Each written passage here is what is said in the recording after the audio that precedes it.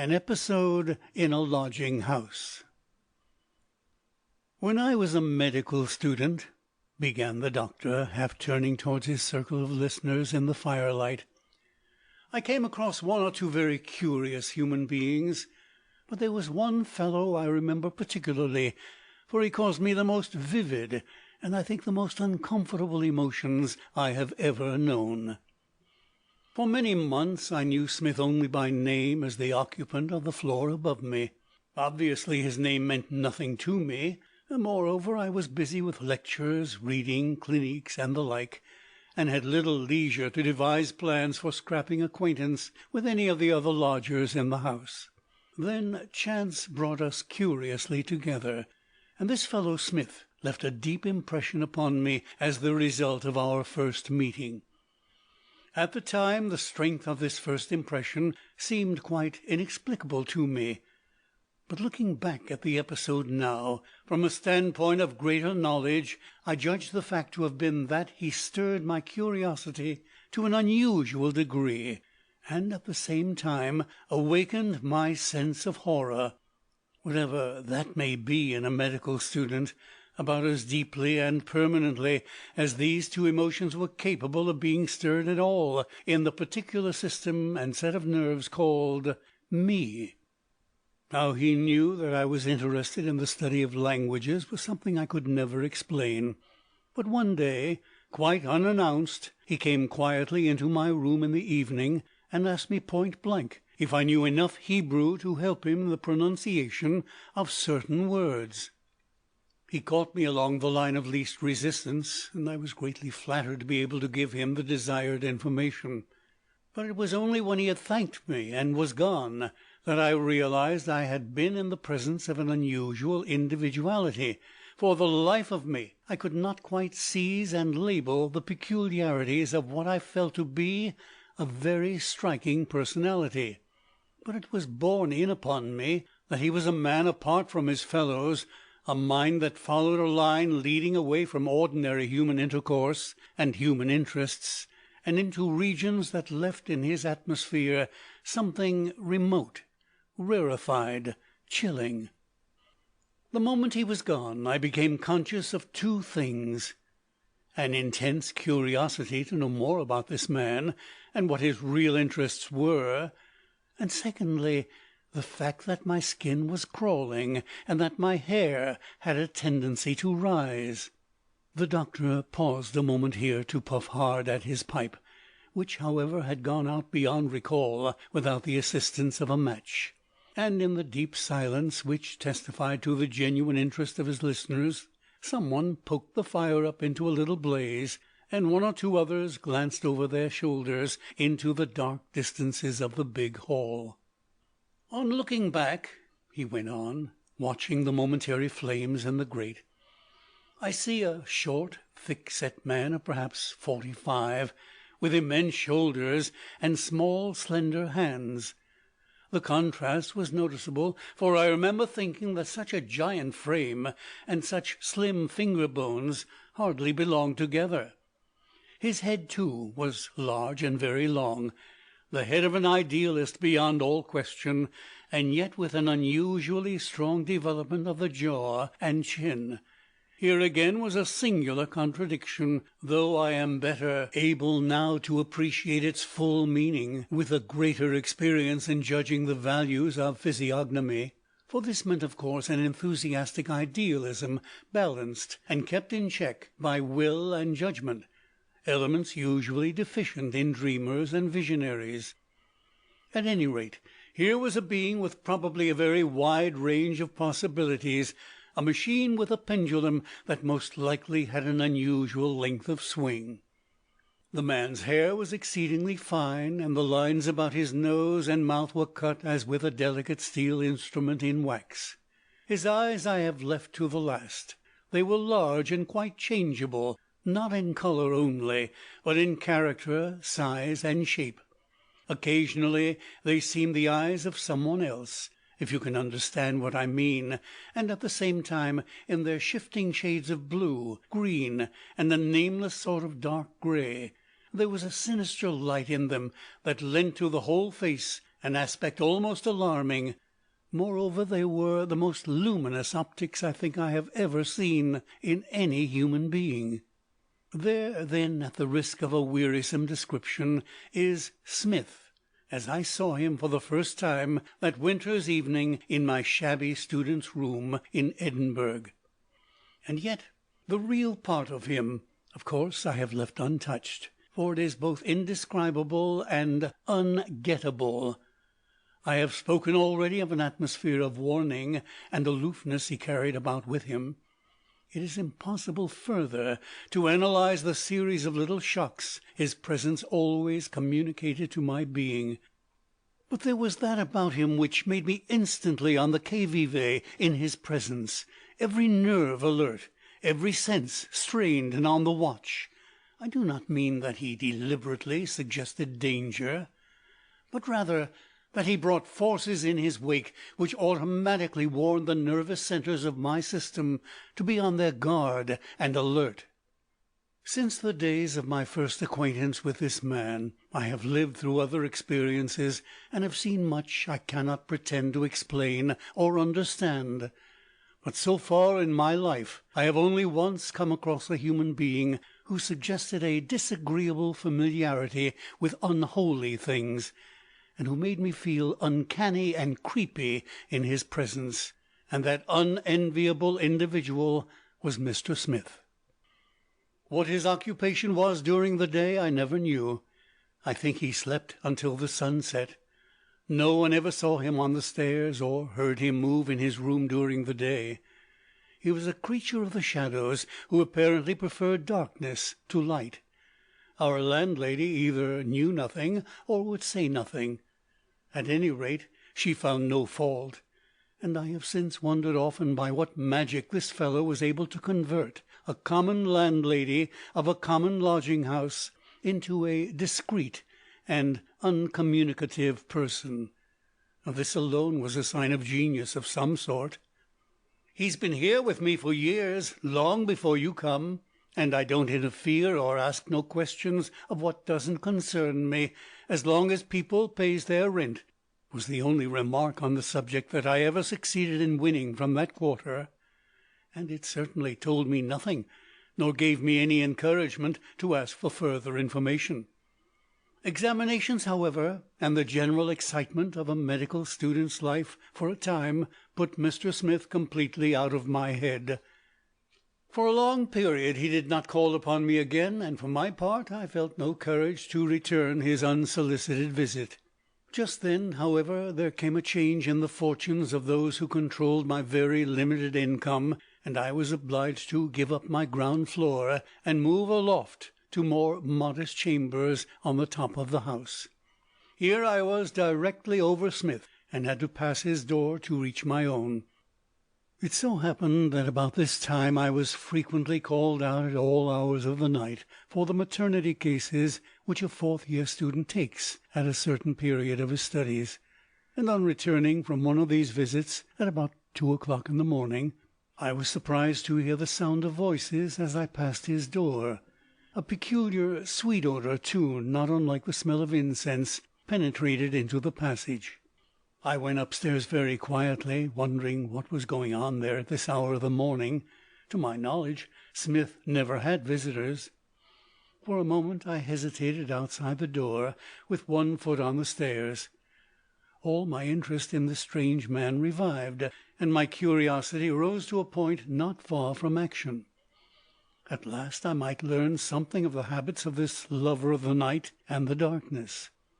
The sound of voices was plainly audible, Smith's predominating so much that I never could catch more than points of sound from the other, penetrating now and then the steady stream of his voice.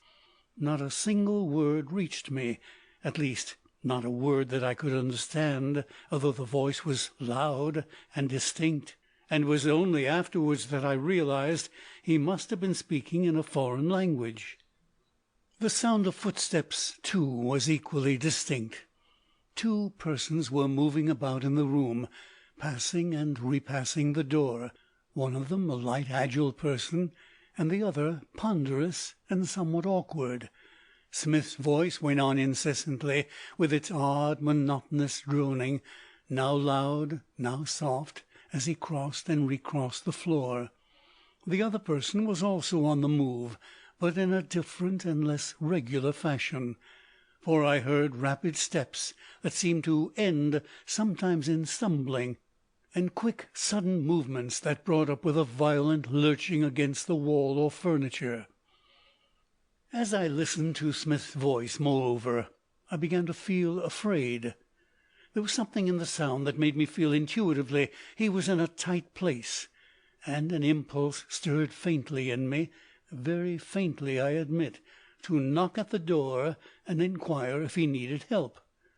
But long before the impulse could translate itself into an act, or even before it had been properly weighed and considered by the mind, I heard a voice close beside me in the air, a sort of hushed whisper, which I am certain was Smith speaking, though the sound did not seem to have come to me through the door. It was close in my very ear, as though he stood beside me, and it gave me such a start that I clutched the banisters to save myself from stepping backwards and making a clatter on the stairs. "There is nothing you can do to help me," it said distinctly, "and you will be much safer in your own room." I am ashamed to this day of the pace at which I covered the flight of stairs in the darkness to the top floor, and of the shaking hand with which I lit my candles and bolted the door. But there it is, just as it happened. This midnight episode, so odd and yet so trivial in itself, fired me with more curiosity than ever about my fellow lodger. It also made me connect him in my mind with a sense of fear and distrust. I never saw him, yet I was often and uncomfortably aware of his presence in the upper regions of that gloomy lodging-house. Smith and his secret mode of life and mysterious pursuits somehow contrived to awaken in my being a line of reflection that disturbed my comfortable condition of ignorance.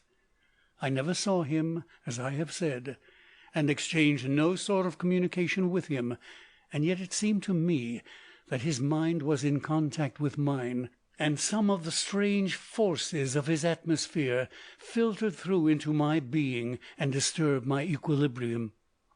Those upper floors became haunted for me after dark, and though outwardly our lives never came into contact, I became unwillingly involved in certain pursuits on which his mind was centred. I felt that he was somehow making use of me against my will, and by methods which passed my comprehension. I was at that time, moreover, in the heavy, unquestioning state of materialism which is common to medical students when they begin to understand something of the human anatomy and nervous system, and jump at once to the conclusion that they control the universe and hold in their forceps the last word of life and death. I knew it all, and regarded a belief in anything beyond matter as the wanderings of weak, or at best untrained minds. And this condition of mind, of course, added to the strength of this upsetting fear, which emanated from the floor below, and began slowly to take possession of me. Though I kept no notes of the subsequent events in this matter, they made too deep an impression for me ever to forget the sequence in which they occurred. Without difficulty I can recall the next step in the adventure with Smith, for adventure it rapidly grew to be. The doctor stopped a moment and laid his pipe on the table behind him before continuing. The fire had burned low, and no one stirred to poke it. The silence in the great hall was so deep that when the speaker's pipe touched the table, the sound woke audible echoes at the far end among the shadows. One evening, while I was reading, the door of my room opened and Smith came in. He made no attempt at ceremony. It was after 10 o'clock, and I was tired, but the presence of the man immediately galvanized me into activity. My attempts at ordinary politeness he thrust on one side at once, and began asking me to vocalize, and then pronounce for him certain Hebrew words, and when this was done, he abruptly inquired if I was not the fortunate possessor of a very rare rabbinical treatise, which he named. How he knew that I possessed this book puzzled me exceedingly, but I was still more surprised to see him cross the room and take it out of my bookshelf almost before I had time to answer in the affirmative. Evidently he knew exactly where it was kept. This excited my curiosity beyond all bounds, and I immediately began asking him questions, and though out of sheer respect for the man I put them very delicately to him, and almost by way of mere conversation, he had only one reply for the lot. He would look up at me from the pages of the book with an expression of complete comprehension on his extraordinary features, would bow his head a little and say very gravely, "That, of course, is a perfectly proper question," which was absolutely all I could ever get out of him. On this particular occasion he stayed with me perhaps 10 or 15 minutes. Then he quickly went downstairs to his room with my Hebrew treatise in his hand, and I heard him close and bolt his door. But a few moments later, before I had time to settle down to my book again, or to recover from the surprise his visit had caused me, I heard the door open, and there stood Smith once again beside my chair. He made no excuse for his second interruption, but bent his head down to the level of my reading lamp and peered across the flame straight into my eyes. "I hope," he whispered, "I hope you are never disturbed at night." "Eh?" I stammered. "Disturbed at night? Oh, no, thanks, at least not that I know of." "I'm glad," he replied gravely, appearing not to notice my confusion and surprise at his question. "But remember, should it ever be the case, please let me know at once." And he was gone down the stairs and back into his room again. For some minutes I sat reflecting upon his strange behaviour. He was not mad, I argued, but was the victim of some harmless delusion that had gradually grown upon him as a result of his solitary mode of life. And from the books he used I judged that it had something to do with medieval magic, or some system of ancient Hebrew mysticism. The words he asked me to pronounce for him were probably words of power, which, when uttered with the vehemence of a strong will behind them, were supposed to produce physical results, or set up vibrations in one's own inner being that had the effect of a partial lifting of the veil. I sat thinking about the man and his way of living, and the probable effects in the long run of his dangerous experiments, and I can recall perfectly well the sensation of disappointment that crept over me when I realized that I had labelled his particular form of aberration, and that my curiosity would therefore no longer be excited. For some time I had been sitting alone with these reflections. It may have been 10 minutes, or it may have been half an hour, when I was aroused from my reverie by the knowledge that someone was again in the room, standing close beside my chair. My first thought was that Smith had come back again in his swift, unaccountable manner, but almost at the same moment I realized that this could not be the case at all, for the door faced my position, and it certainly had not been opened again. Yet someone was in the room, moving cautiously to and fro, watching me, almost touching me. I was as sure of it as I was of myself, and though at the moment I do not think I was actually afraid, I am bound to admit that a certain weakness came over me, and that I felt that strange disinclination for action which is probably the beginning of the horrible paralysis of real terror. I should have been glad to hide myself, if that had been possible, to cower into a corner or behind a door, or anywhere so that I could not be watched and observed.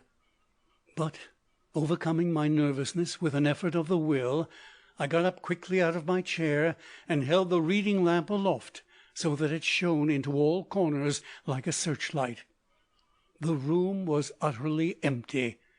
It was utterly empty, at least to the eye, but to the nerves, and especially to that combination of sense perception which is made up by all the senses acting together, and by no one in particular, there was a person standing there at my very elbow.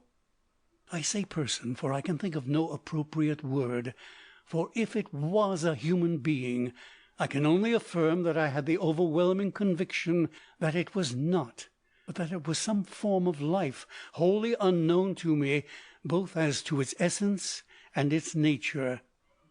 A sensation of gigantic force and power came with it, and I remember vividly to this day my terror on realizing that I was close to an invisible being who could crush me as easily as I could crush a fly, and who could see my every movement, while itself remaining invisible.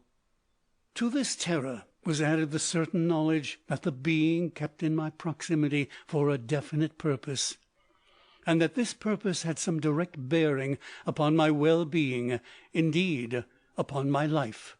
I was equally convinced, for I became aware of a sensation of growing lassitude, as though the vitality were being steadily drained out of my body. My heart began to beat irregularly at first, and then faintly.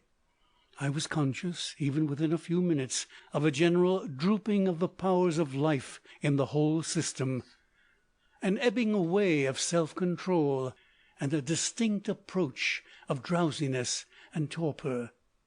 The power to move or to think out any mode of resistance was fast leaving me, when there rose in the distance, as it were, a tremendous commotion. A door opened with a clatter, and I heard the peremptory and commanding tones of a human voice, calling aloud in a language I could not comprehend. It was Smith, my fellow lodger, calling up the stairs, and his voice had not sounded for more than a few seconds, when I felt something withdrawn from my presence, from my person, indeed from my very skin. It seemed as if there was a rushing of air, and some large creature swept by me at about the level of my shoulders. Instantly the pressure on my heart was relieved, and the atmosphere seemed to resume its normal condition. Smith's door closed quietly downstairs, as I put the lamp down with trembling hands. What had happened I do not know, only I was alone again, and my strength was returning as rapidly as it had left me. I went across the room and examined myself in the glass. The skin was very pale, and the eyes dull. My temperature, I found, was a little below normal, and my pulse faint and irregular. But these smaller signs of disturbance were as nothing compared with the feeling I had. Though no outward signs bore testimony to the fact that I had narrowly escaped a real and ghastly catastrophe, I felt shaken somehow, shaken to the very roots of my being. The doctor rose from his chair and crossed over to the dying fire, so that no one could see the expression on his face as he stood with his back to the grate and continued his weird tale. "It would be wearisome," he went on in a lower voice, looking over our heads as though he still saw the dingy top floor of that haunted Edinburgh lodging-house.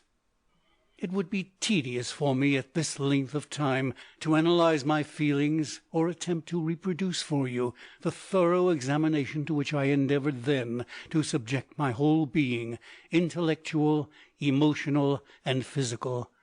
I need only mention the dominant emotion with which this curious episode left me, the indignant anger against myself, that I could ever have lost my self-control enough to come under the sway of so gross and absurd a delusion. This protest, however, I remember making with all the emphasis possible, and I also remember noting that it brought me very little satisfaction, for it was the protest of my reason only, when all the rest of my being was up in arms against its conclusions. My dealings with the delusion, however, were not yet over for the night, for very early next morning, somewhere about 3 o'clock, I was awakened by a curiously stealthy noise in the room, and the next minute there followed a crash, as if all my books had been swept bodily from their shelf on to the floor. But this time I was not frightened. Cursing the disturbance with all the resounding and harmless words I could accumulate, I jumped out of bed and lit the candle in a second, and in the first dazzle of the flaring match, but before the wick had time to catch, I was certain I saw a dark grey shadow of ungainly shape, and with something more or less like a human head, drive rapidly past the side of the wall farthest from me, and disappear into the gloom by the angle of the door. I waited one single second to be sure the candle was alight, and then dashed after it. But before I had gone 2 steps, my foot stumbled against something hard piled up on the carpet, and I only just saved myself from falling headlong. I picked myself up, and found that all the books from what I called my language shelf were strewn across the floor. The room, meanwhile, as a minute search revealed, was quite empty. I looked in every corner, and behind every stick of furniture, and a student's bedroom on a top floor, costing 12 shillings a week, did not hold many available hiding places, as you may imagine. The crash, however, was explained. Some very practical and physical force had thrown the books from their resting place. That, at least, was beyond all doubt, and as I replaced them on the shelf, and noted that not one was missing, I busied myself mentally with the sore problem of how the agent of this little practical joke had gained access to my room, and then escaped again, for my door was locked and bolted. Smith's odd question as to whether I was disturbed in the night, and his warning injunction to let him know at once if such were the case, now of course returned to affect me as I stood there in the early morning, cold and shivering on the carpet. But I realized at the same moment how impossible it would be for me to admit that a more than usually vivid nightmare could have any connection with himself. I would rather stand 100 of these mysterious visitations than consult such a man as to their possible cause. A knock at the door interrupted my reflections, and I gave a start that sent the candle grease flying. "Let me in," came in Smith's voice. I unlocked the door. He came in fully dressed. His face wore a curious pallor. It seemed to me to be under the skin, and to shine through and almost make it luminous. His eyes were exceedingly bright. I was wondering what in the world to say to him, or how he would explain his visit at such an hour, when he closed the door behind him, and came close up to me, uncomfortably close.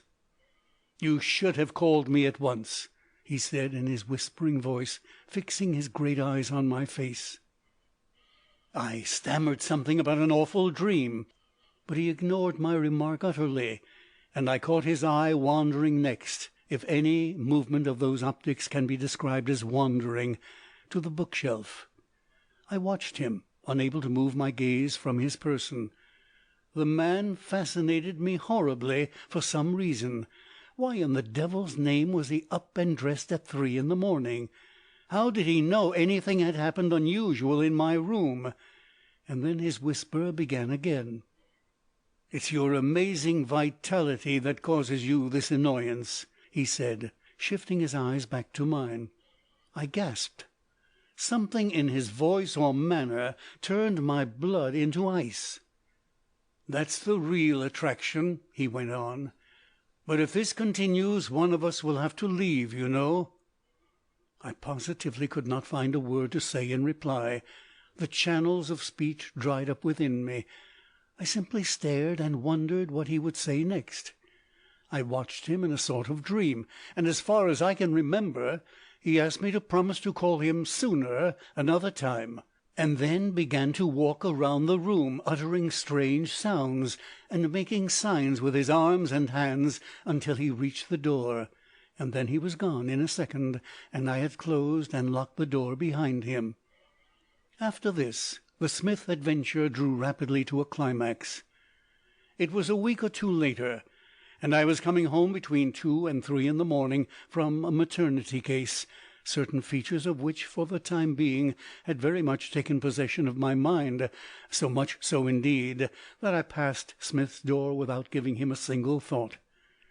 The gas jet on the landing was still burning, but so low that it made little impression on the waves of deep shadow that lay across the stairs. Overhead, the faintest possible gleam of grey showed that the morning was not far away. A few stars shone down through the skylight. The house was still as the grave, and the only sound to break the silence was the rushing of the wind round the walls and over the roof. But this was a fitful sound, suddenly rising and as suddenly falling away again, and it only served to intensify the silence. I had already reached my own landing when I gave a violent start. It was automatic, almost a reflex action, in fact. For it was only when I caught myself fumbling at the door handle and thinking where I could conceal myself quickest that I realized the voice had sounded close beside me in the air. It was the same voice I had heard before, and it seemed to me to be calling for help. And yet, the very same minute I pushed on into the room, determined to disregard it, and seeking to persuade myself it was the creaking of the boards under my weight, or the rushing noise of the wind, that had deceived me. But hardly had I reached the table where the candle stood, when the sound was unmistakably repeated, "Help! Help!" And this time it was accompanied by what I can only describe as a vivid tactile hallucination. I was touched. The skin of my arm was clutched by fingers. Some compelling force sent me headlong downstairs, as if the haunting forces of the whole world were at my heels. At Smith's door I paused. The force of his previous warning injunction to seek his aid without delay acted suddenly, and I leaned my whole weight against the panels, little dreaming that I should be called upon to give help rather than to receive it.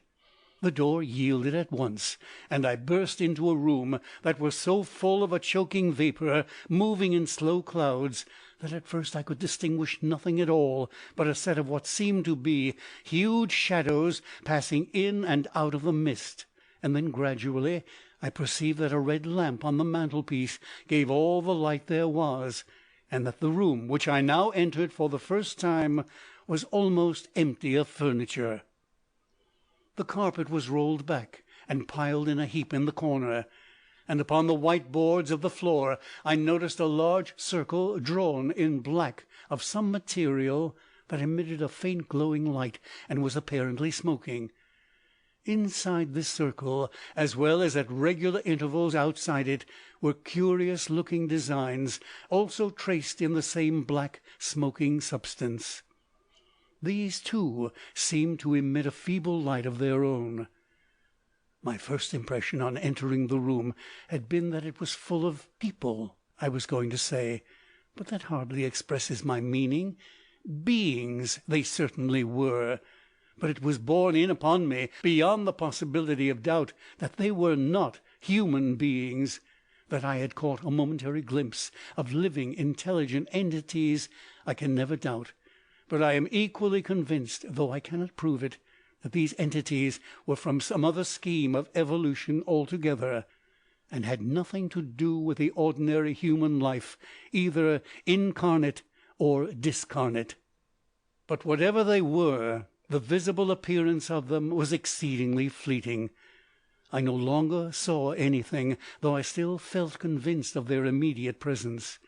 They were, moreover, of the same order of life as the visitant in my bedroom of a few nights before, and their proximity to my atmosphere in numbers, instead of singly as before, conveyed to my mind something that was quite terrible and overwhelming. I fell into a violent trembling, and the perspiration poured from my face in streams. They were in constant motion about me. They stood close to my side, moved behind me, brushed past my shoulder, stirred the hair on my forehead, and circled round me without ever actually touching me, and yet always pressing closer and closer. Especially in the air just over my head there seemed ceaseless movement, and it was accompanied by a confused noise of whispering and sighing that threatened every moment to become articulate in words. To my intense relief, however, I heard no distinct words, and the noise continued more like the rising and falling of the wind than anything else I can imagine. But the characteristic of these beings that impressed me most strongly at the time, and of which I have carried away the most permanent recollection, was that each one of them possessed what seemed to be a vibrating centre, which impelled it with tremendous force, and caused a rapid whirling motion of the atmosphere as it passed me.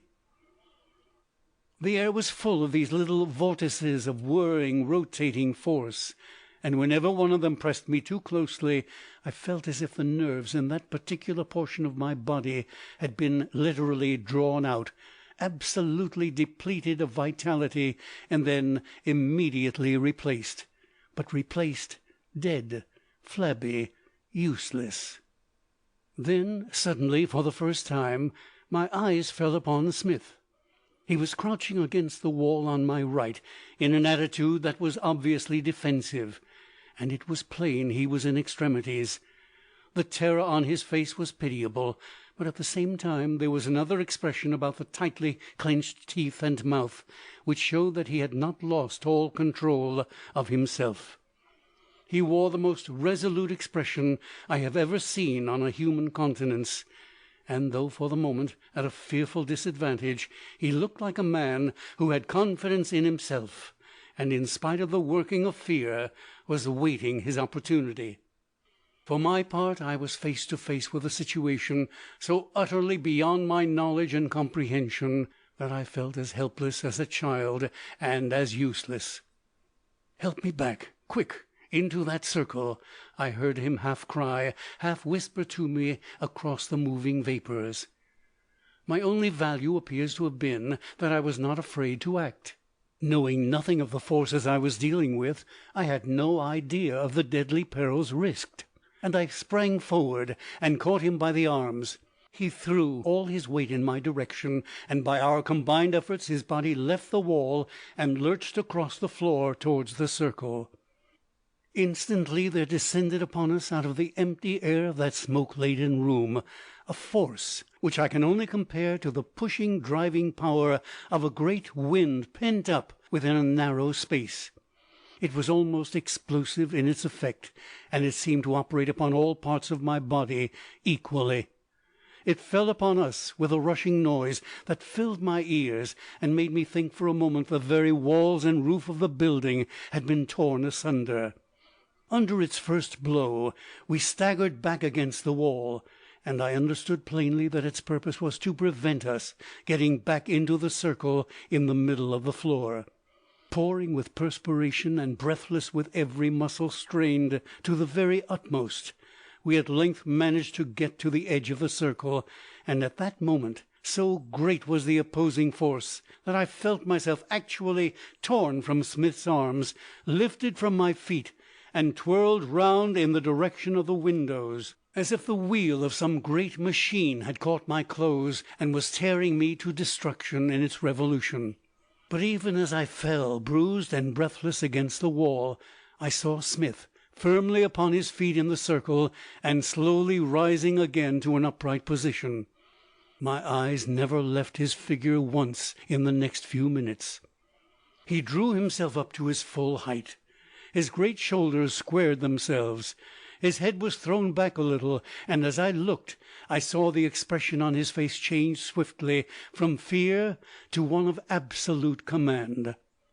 He looked steadily round the room, and then his voice began to vibrate.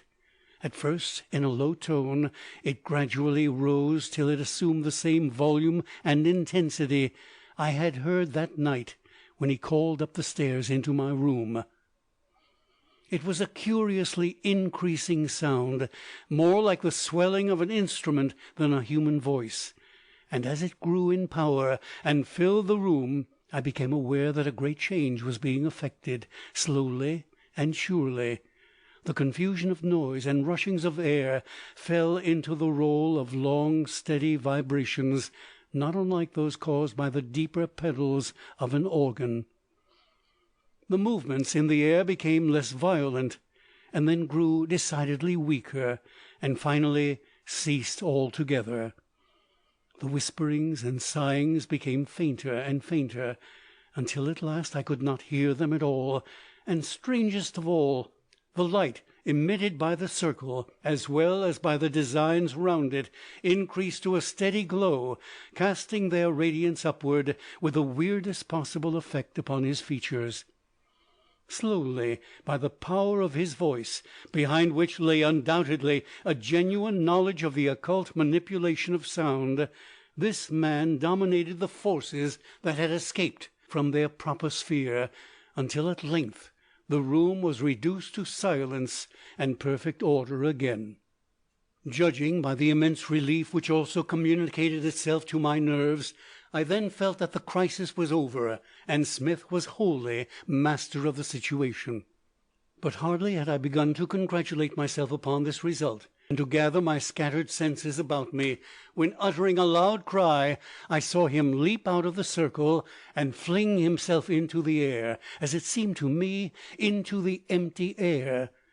And then, even while holding my breath for dread of the crash he was bound to come upon the floor, I saw him strike with a dull thud against a solid body in mid-air, and the next instant he was wrestling with some ponderous thing that was absolutely invisible to me, and the room shook with the struggle. To and fro they swayed, sometimes lurching in one direction, sometimes in another, and always in horrible proximity to myself, as I leaned trembling against the wall and watched the encounter. It lasted at most but a short minute or two, ending as suddenly as it had begun. Smith, with an unexpected movement, threw up his arms with a cry of relief. At the same instant there was a wild tearing shriek in the air beside me, and something rushed past us with a noise like the passage of a flock of big birds. Both windows rattled as if they would break away from their sashes, and then a sense of emptiness and peace suddenly came over the room, and I knew that all was over. Smith, his face exceeding white but otherwise strangely composed, turned to me at once. "God, if you hadn't come! You deflected the stream, broke it up," he whispered. "You saved me." The doctor made a long pause. Presently he felt for his pipe in the darkness, groping over the table behind us with both hands. No one spoke for a bit, but all dreaded the sudden glare that would come when he struck the match. The fire was nearly out, and the great hall was pitch dark. But the story-teller did not strike that match. He was merely gaining time for some hidden reason of his own, and presently he went on with his tale in a more subdued voice. "I quite forget," he said, "how I got back to my own room. I only know that I lay with 2 lighted candles for the rest of the night, and the first thing I did in the morning was to let the landlady know I was leaving her house at the end of the week. Smith still has my rabbinical treatise. At least he did not return it to me at the time, and I have never seen him since to ask for it." End of Smith, an episode in a lodging house.